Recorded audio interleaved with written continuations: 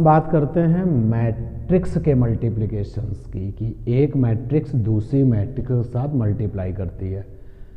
हमारे पास में एक गिवन मैट्रिक्स होगी और हम उस गिवन मैट्रिक्स को मल्टीप्लाई करेंगे गिवन अदर मैट्रिक्स के साथ, तो अगर हम एक मैट्रिक्स को दूसरी मैट्रिक्स के साथ मल्टीप्लाई करना चाहते हैं तो सबसे पहले ये देखना वही कंडीशंस की, जैसे एडिशन की और सब्ट्रैक्शन की शर्त थी कि ऑर्डर अगर सेम होगा तभी एडिशन हो पाएगा और सब्ट्रैक्शन हो पाएगा। आपको याद होगा कि जब हम लोग दो या दो से ज़्यादा मैट्रिसेस को ऐड करते थे या फिर सब्ट्रैक्ट करते थे तो शर्त होती थी कि एडिशंस तभी हो पाएगा, सब्ट्रैक्शंस तभी हो पाएगा जब दोनों मैट्रिसेस आपस में ऑर्डर में क्या होंगी, सेम होंगी। ऐसे ही मल्टीप्लिकेशंस की भी शर्त है। तो multiplication of matrix, multiplication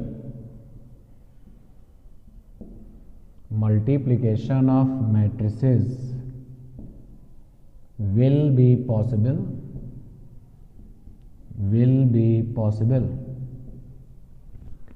if number of columns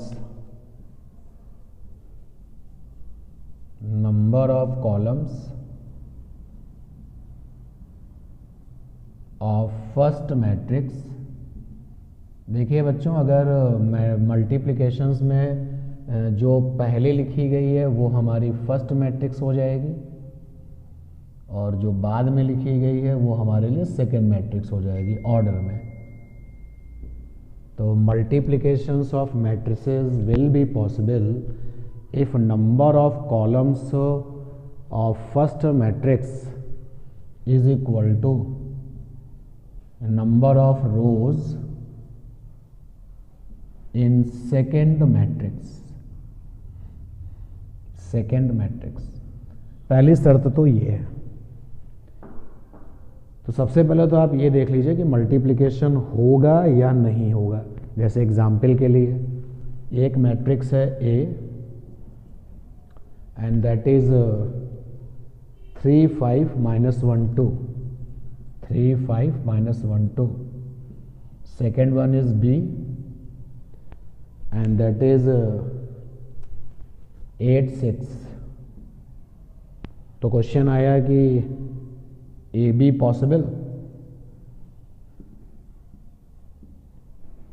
ये क्वेश्चन है कि क्या हम ए मैट्रिक्स को बी मैट्रिक्स को मल्टीप्लाई कर सकते हैं। चलो चेक करते हैं। ए का जो ऑर्डर है, तो ए का ऑर्डर है 2 कॉलम है और 2 रो हैं। बच्चों, पहले लिखी जाती हैं रो और फिर बाद में लिखा जाता है कॉलम। तो ए वाली मैट्रिक्स में 2 रो हैं और 2 कॉलम हैं। बी वाली मैट्रिक्स को ज़रा देखें। बी वाली मैट्रिक्स में देखें भाई, 2 क्या हैं, रो, 2 रो हैं और 1 कॉलम है। रो 2 हैं और कॉलम 1 है। तो आपने देखा कि पहली वाली मैट्रिक्स में जो कॉलम है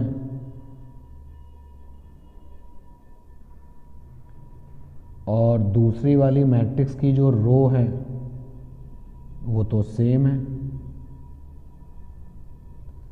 तो अगर पहली वाली मैट्रिक्स के कॉलम का नंबर दूसरी वाली मैट्रिक्स के रो नंबर के इक्वल है तो इसका मतलब मल्टीप्लिकेशन होगा। तो इस क्वेश्चन का आंसर हो गया यस। अब मल्टीप्लिकेशंस कैसे होता है, ये वर्किंग जो ऑपरेशन है उसको भी देखेंगे। और एक क्वेश्चन लेते हैं। ए मैट्रिक्स है जिसका कि ऑर्डर है, एक कोई मैट्रिक्स है आपके लिए, मैट्रिक्स P है, ऑर्डर है 7 × 2 और मैट्रिक्स Q है और ऑर्डर है 4 × 3। तो क्वेश्चन पूछा जा रहा है, is P Q possible. Is P Q possible. तो आपने देखा कि जो P वाली मैट्रिक्स है उसके रो 7 है, कॉलम 2 है, और जो Q वाली मैट्रिक्स है उसके रो कितने हैं 4 और कॉलम कितने हैं 3, कॉलम यहाँ पर 3 है। तो शर्त क्या है, पहली मैट्रिक्स के कॉलम का नंबर दूसरी वाली मैट्रिक्स के रो नंबर के बराबर होना चाहिए। तो पहली वाली मैट्रिक्स के कॉलम का नंबर और दूसरी वाली मैट्रिक्स के रो का नंबर बराबर होना चाहिए। देखो ये बराबर तो है नहीं, एंड दैट इज़ वाई जो भी P वाली मैट्रिक्स होगी और जो Q वाली मैट्रिक्स होगी उनका मल्टीप्लिकेशन नहीं होगा। तो ये तो हो गया बाउंडेशंस फॉर द मल्टीप्लिकेशंस कि अगर आप मल्टीप्लिकेशंस करना चाहते हैं तो आपको क्या शर्त, क्या कंडीशंस होगी। अच्छा, अगर मल्टीप्लिकेशन हो गया है, जब मैट्रिसेस ने मल्टीप्लिकेशन की शर्त को फॉलो कर लिया है, तो जो मल्टीप्लिकेशंस के बाद जो मैट्रिक्स तैयार होती है उसका ऑर्डर क्या होता है। तो multiplication of matrices will be possible if number of columns of the first matrix is equal to number of rows in the second matrix। और दूसरा पॉइंट है कि आफ्टर मल्टीप्लिकेशन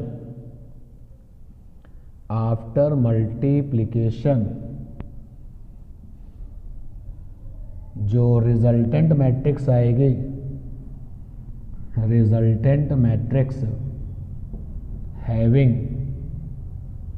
ऑर्डर, ऑर्डर जो रिजल्टेंट मैट्रिक्स आएगी उसका order क्या होगा, तो उसका ऑर्डर होगा row number of first matrix, row number of first matrix into column number of second matrix, column number of second matrix. जैसे सपोज कर लीजिए कि एक मैट्रिक्स है A,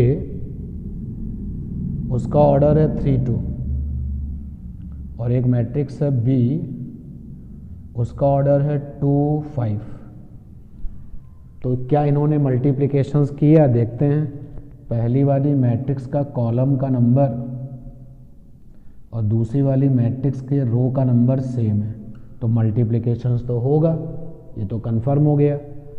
लेकिन जो मल्टीप्लिकेशंस के बाद जो मैट्रिक्स आएगी, मान लेते हैं C आई, जब इन दोनों मैट्रिक्स ने मल्टीप्लिकेशंस किया तो उसके रिजल्ट में C आया, जो फाइनल मैट्रिक्स आई वो C है।